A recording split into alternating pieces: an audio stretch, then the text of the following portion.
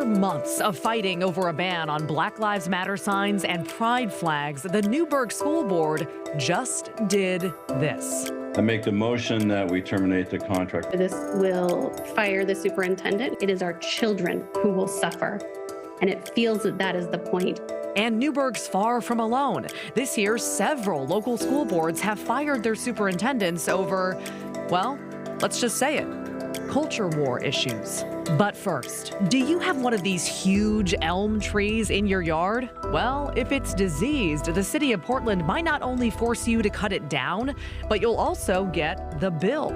Bids have come in and we find out that it's going to be $11,000 to take down this tree. Here's the story. A lot of interesting stuff tonight. I'm Maggie Vespa. Welcome to The Story, where if you're not familiar, your input reigns supreme. So weigh in. Let us know what you think of what you see on the show, what you want to see on the show. Send us your questions, your comments. Fire off. Email thestory@kgw.com and use the hashtag TheStoryKGW on Twitter and Instagram. Our team is literally watching for your feedback now.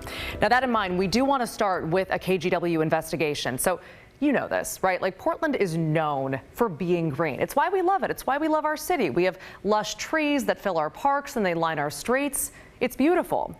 But if those trees become diseased, homeowners, it turns out, could be on the hook for thousands of dollars. And one neighbor learned that the hard way. Here's investigative reporter Kyla Boshi. It's a beautiful tree. Yeah, I love trees. This huge elm tree that arches over the street in southeast Portland. Wow, it's really regal. Look at these big branches. Look how much. Has been part of Diane Morgan's home for decades. This tree provided us a lot of shade. It was planted in the Eastmoreland neighborhood long before she ever moved in. Yeah, I wasn't here. They just. So you can imagine the dismay when Diane noticed someone had unexpectedly spray painted the old elm tree and stapled a sign across the trunk. Yeah, I came home from a meeting. Boom. Turns out it wasn't vandals that tagged the tree. Like, whoa, we just got. It was the city of Portland demanding the tree be cut down because it was infected with the fast-spreading Dutch elm disease. And the homeowner had to pay for removal. And now that bids have come in and we find out that it's going to be $11,000 to take down this tree. And you say, I mean, we keep an emergency fund. But our emergency fund is not $11,000. To make matters worse, the city demanded that Diane act fast because Dutch elm disease is lethal and highly contagious to other elm trees, spreading through the roots of neighboring trees and certain beetles. City code required she remove the tree or sign a contract to have it removed within 30 days. I understand why they want to take the tree down, but this is a very tight timeline to do all that and come up with the money. And if she didn't comply, the city threatened it would charge her for the cost of removal, along with a civil penalty and a lien placed against her property. I felt very pressured. I mean, it's really clear. They're calling it a civil penalty. That's strong language. It hasn't always been this way. For many years, the city took responsibility. While neighbors watched, city crews took down the elm tree. Old footage from the KGW archives shows city crews in the 1980s removing street trees infected with Dutch elm disease in the right-of-way, or that area between the curb and sidewalk. The city forester came out to look. His diagnosis? This tree has Dutch elm disease and it has to go. But in 2017, the city changed policy and shifted that cost to adjacent property owners. City Forester Jen Cairo can explain. It was part of a budget package that went to City Council, and City Council determined that it's a more equitable use of the city's resources to have that code consistently applied throughout the city. Portland has approximately 2,300 susceptible elms scattered across the city, although there are large clusters in neighborhoods like Eastmoreland, Laurelhurst, and Ladd's Addition. If unchecked, experts warn Dutch elm disease would have a catastrophic impact on Portland's urban forest. To help monitor, the city provides free sampling and testing for the disease. Right. That's how it determined Diane's tree was infected with Dutch elm disease. It's similar to humans having an infectious disease that is fatal. or maybe someone's pet's having an infectious disease that's fatal. In 1987, the city council declared trees infected with Dutch elm disease a nuisance and declared a state of emergency for Portland's elm canopy. People are being asked to examine elm trees in their neighborhoods for telltale symptoms of the disease, such as unusual yellowing of the leaves near the crown or the top of the tree. Every year, roughly 40 trees are removed in Portland due to Dutch elm disease. Okay. It's going to be gone. The fungus invades the tissue of elms and stops water movement in the tree. An infected elm tree can die within weeks of showing symptoms. Whoa. For now, there is no cure. This tree provided a lot of shade. Recognizing how important it is to keep this from spreading, wouldn't it be valuable for the city to step in? Yeah, that's really a conversation and decision for city council to have, because they're the folks, the elected officials who create the city's codes. One of our roles in urban forestry is to implement those codes. So that's what we do. I'm just sad that it's going to be gone. Diane feels the city is insensitive to homeowners. A tree that's been here the whole time we've owned this house. By issuing heavy-handed demands. Removing a beloved elm tree can be heartbreaking. My daughter and son had their bedrooms on the second floor, and my daughter said, "That's the tree I looked out to growing up." I said, I know. She's especially frustrated that there wasn't more support from the city, like some type of financial assistance. Snowing sawdust, isn't it? Help finding tree removal companies in a pinch, or some advance warning. That old tree along the street could get Dutch elm disease, requiring costly removal. To just watch it have to come down is really, really sad. Okay, KGW's Kyle Laboshi joining me now. So Kyle, first question, if the city knows where these elm trees are located, can't they just reach out to the homeowners and warn them about this? Well, the city says it certainly tries to do outreach. A couple of years ago, it sent out nearly 1,000 letters to property owners who live near susceptible elm trees. But despite those efforts, some homeowners, like Diane, who you heard from, said they didn't know about the risk. And had they would have planned for it.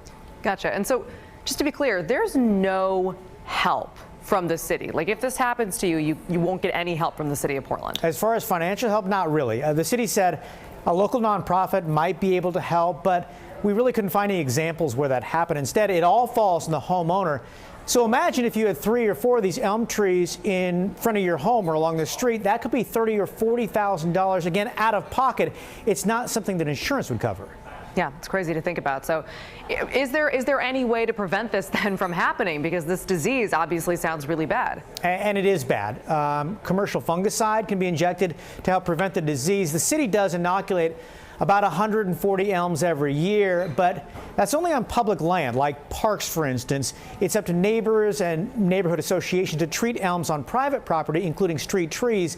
But that's expensive, and generally, it's just not happening. Okay, interesting story. Kyle Laboshi, thank you so much. All right, let's get to our big story now, which is once again about the Newberg School Board. The board's conservative majority, you might have seen, just fired the district superintendent, Joe Morlock. And yes, these are the same board members who we've been talking about for months at this point. They made national headlines this summer after banning Black Lives Matter signs and pride flags in schools. That ban was then expanded to include all political symbols. We'll get into all of that in a minute, but first we want to catch you up on this latest chapter. All right, we're joined now by Mike Benner, who is in Newberg for us today. So Mike, let's just start with, can you walk us through what happened last night? All right, so last night, Tuesday night, there was a school board meeting here in Newberg. It was virtual, of course. It lasted about 2.5 hours, and with about 15 minutes to go, the board chair, Dave Brown, made a motion to terminate the superintendent, Dr. Joe Morlock. No reason was given for this motion. We then heard from a couple of board members who wanted to keep the superintendent, one of them being Brandy Penner, who said that he's brought this district back from financial ruin and that he's a great man. He's a very present superintendent. We heard other comments just like that. But in the end, there was a vote 4-3 to get rid of the superintendent. Right after that vote came down, Rebecca Pyros, one of the board members who wanted to keep the superintendent, said that she was sorry. This pains her terribly, that he's a man with great integrity, to which the superintendent spoke and said that everything is going to be okay. Out of the darkest dark comes the lightest light. Interesting. We'll get into the backstory of everything that's been happening in Newberg in a minute. But first, I mean, today, like in the wake of this, what are you hearing from parents there? Well, there's, of course, a lot of chatter, Maggie, on social media. A lot of parents just absolutely heartbroken by what happened Tuesday night. I spoke to one of them. Her name is Heidi Pender. She has a daughter who is a freshman at Newberg High School. She is black, so everything that's been happening in this district, the Black Lives Matter ban, the Pride ban, it hits very close to home for this family. And she said she woke her daughter up this morning, she told her the news, and the first thing her daughter did was start to cry. Our daughter asks us almost every day about other options for school for her. So I feel like this was the nail in the coffin as far as her desire to stay and keep making change here. Okay, interesting to hear her perspective. Last question for you, Mike. What are you hearing from the board members who voted for this termination today? Well, that's what's interesting, Maggie. Absolutely nothing. They did not say anything at the meeting last night, and I reached out to all four of them today, and we have not heard anything from anyone. I do want to say we are hearing from district administrators. They released a statement today saying that they're shocked and dismayed by what they call a disruptive action in the middle of the school year. All right, Mike Benner for us in Newberg. Mike, thank you. Now, we do want to note this is likely to end up being a really expensive move for the Newberg School Board. They actually have to pay out the rest of Morlock's contract, 12 months, and they have to hire an interim superintendent to take his place. Then they have to pay for the search for a new permanent superintendent. Oh, and by the way, they're also dealing with lawsuits coming from the political symbols ban, one from the teachers union, and another lawsuit accusing board members of violating public meetings laws. Now, the board members who were against firing Morlock said this is going to put them in a bad financial position going forward. They already had money issues in years past, and they actually said that Morlock was the one who helped them get out of that position. We will be losing a leader who has pulled us out of financial ruin, who has rebuilt community, who has rebuilt relationships. In the matter of 3 months, 4 people have completely destroyed that. And I am certain that this will have rippling effects for months and years to come. And I doubt that all 4 of you will even be here when the rebuilding really gets to beginning and when it really starts to happen. This is going to set our district back a decade. And not only that, but like I said in my opening statements, it is our children who will suffer. And it feels that that is the point. I fully expect that this will just be added to the mountain of litigation that these 4 board members have currently got us into. I am concerned that we will lose insurance coverage. I'm concerned that we will have absolute inability to provide even basic services to our children because of this decision. The saga of the Newberg School Board has several chapters. So let's recap. How did we get here? We'll start back in May 2019 when Brian Shannon was elected to the Newberg School Board. He ran on a conservative platform as an outsider and promised to, quote, shake things up. Then this spring, 2 more conservative board members were elected. They were backed by a right-wing political action committee called Community-Oriented Public Servants. In August, Shannon introduced a ban on Black Lives Matter and Pride flags and signs in district buildings. Despite national outcry, the board's conservative majority voted for that ban. But the superintendent questioned the legality of the ban, and the ACLU threatened to sue. So, in September, the board voted to expand the ban, covering any symbol considered political, quasi-political, or controversial.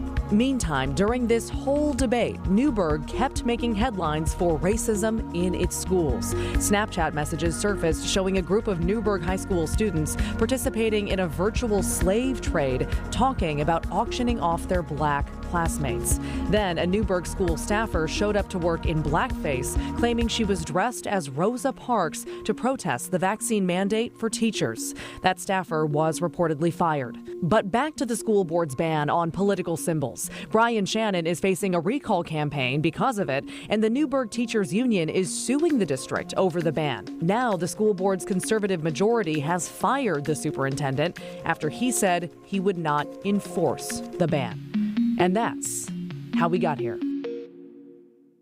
Let's kind of put a bow on this because, by the way, Dr. Morlock is actually the third superintendent this year to be fired for basically not going along with a school board's conservative directives. 3 brand new members of the Albany School Board fired their superintendent, Melissa Goff, seen here earlier this year because of her diversity initiatives, including removing police officers from schools. Then the Adrian School Board in Eastern Oregon fired Superintendent Kevin Purnell. That board wanted him to defy the governor's mask mandate, and he refused. So they fired him. By the way, we just found out OSHA has actually slapped an $11,000 fine on that school district for not enforcing the mask mandate. And of course, like all of the school board issues we're seeing right now, this is not isolated to Oregon. Superintendents across the country have basically come onto the chopping block in the last few months, and then several of them have been voted out by their school boards. All right, still ahead here on the story. We get it. Okay, the body cameras issue is really complicated. You have the city of Portland on one side, the police union on another side, the feds telling both of them just work everything out. So we're going to answer some of your questions about why this process is taking so long and when officers might actually start wearing cameras. When the story continues. A lot of talk about the Dutch elm trees story, and a couple people tweeting about it already. Keep sending in those questions and those comments to thestory@kgw.com. Use that hashtag #TheStoryKGW on Twitter. And actually, we got a ton of questions about last night's piece on body cameras, why Portland police don't have them, and the deal the city thought they had to finally make this happen. In short, yesterday, a federal judge temporarily tanked that deal. He's put it on pause, ordering the city and the U.S. Department of Justice, along with the police union and so on, all the parties, to go back to the drawing board and hammer out more details as to how these cameras would be used. This after activists told the judge they want specifics, like when the video could be released and whether officers can watch the footage before giving statements or writing reports. That being said, the city wants to buy these cameras ASAP, like yesterday. The mayor's even proposed setting aside more than $2.5 million to make this happen as soon as possible. But now, per that judge's order, the program has stalled again. Enter Janet, who wrote this on my Facebook page. Janet, we appreciate it. She wrote, I wish they would focus on restaffing the police bureau, which is a far more urgent matter right now. Again, Janet, thank you so much. So we should note the mayor also wants to do that basically at the same time. He's proposed, among other things, hiring 200 armed officers in the next 3 years and offering signing bonuses and other perks to get people on board. The police union, it's worth noting, has said 200 officers is not going to cut it. They reportedly want like 800 officers, but it's just that process is playing out alongside the body cameras issue. So both may get done. We'll keep you posted. Kathleen also emailed. She wrote, I favor police body cams in Portland. However, please look into the timing on purchasing the cameras. I am concerned that City Council is getting the cart before the horse. She added city commissioners have noted it could take up to 18 months to create policies and procedures for the programs. Cut to this part of her email writing, purchase cameras now before policies are confirmed, just to show action is being taken. With technology changing rapidly, if purchased now, those cameras will be woefully out of date by the time the program policies are ready to implement.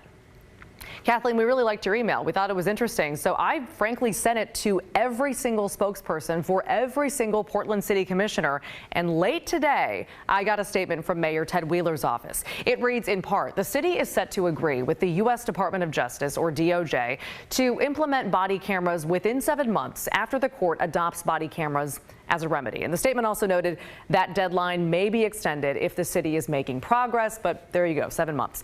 Then the mayor's office noted implementing body cameras requires many different processes, including soliciting public input, collective bargaining in good faith with the Portland Police Association, procurement of the equipment. It went on to say, in order to make substantial progress toward implementing body cameras, the city will pursue these various processes in the most efficient sequence and even simultaneously. Since the procurement process itself can take some time, the city believes it is important to begin that process as soon as possible, aka they want to buy these things again, like yesterday, whether they have the policies or not. So Kathleen, whether you agree or not, I hope that helps kind of clarify. Thank you for writing in. And again, let us know what you think. Send in more feedback. We love it. All right. That being said, still ahead on this story, have you ever wondered why forecasters here in the U.S. sometimes use something called the European model? Are they just being snooty? They're not. One of our viewers, though, had that question, so we're going to ask Matt Zaffino when the story continues.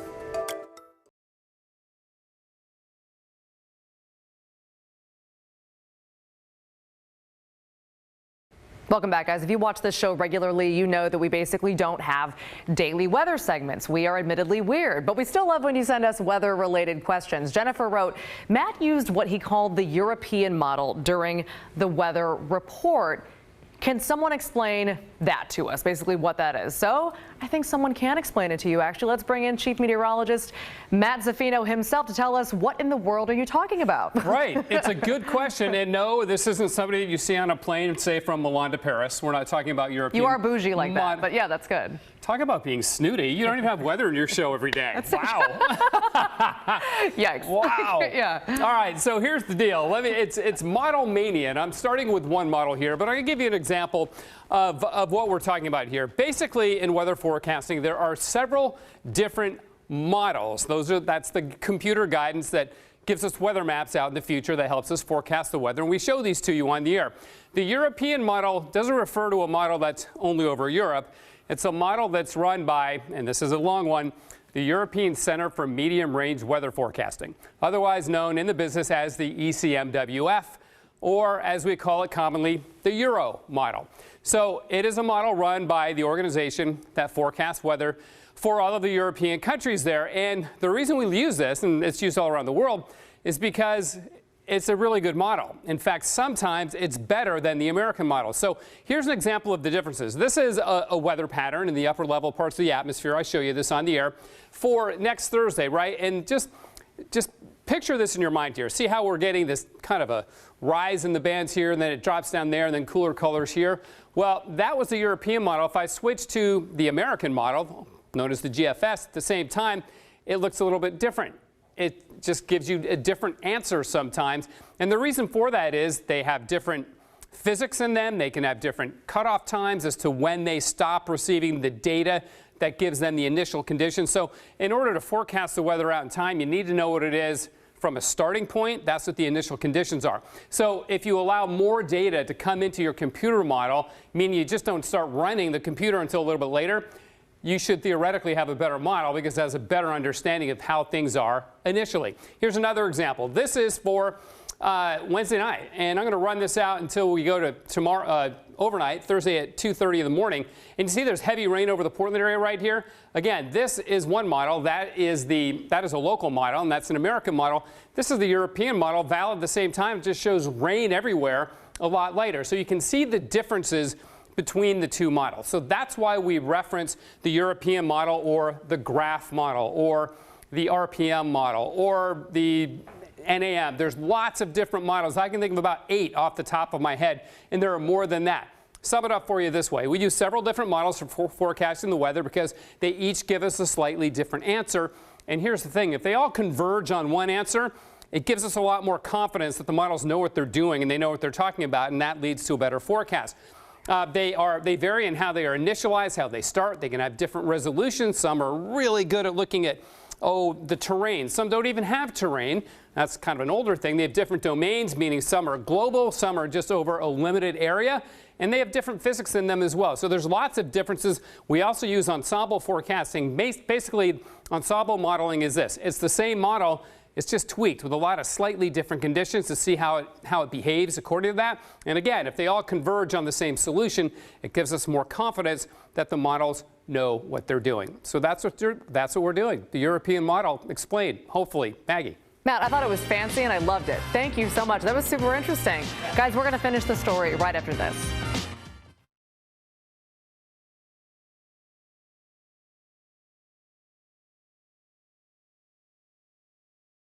That does it for the show, guys. Pick up your phone, by the way, as if you're not already holding it. And follow us on Twitter at @TheStoryKGW or email thestory@kgw.com. With that, Laurel Porter is here with the news at 6:30. Hey, Laurel.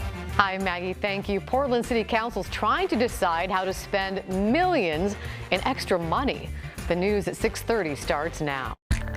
This is KGW News at 6:30.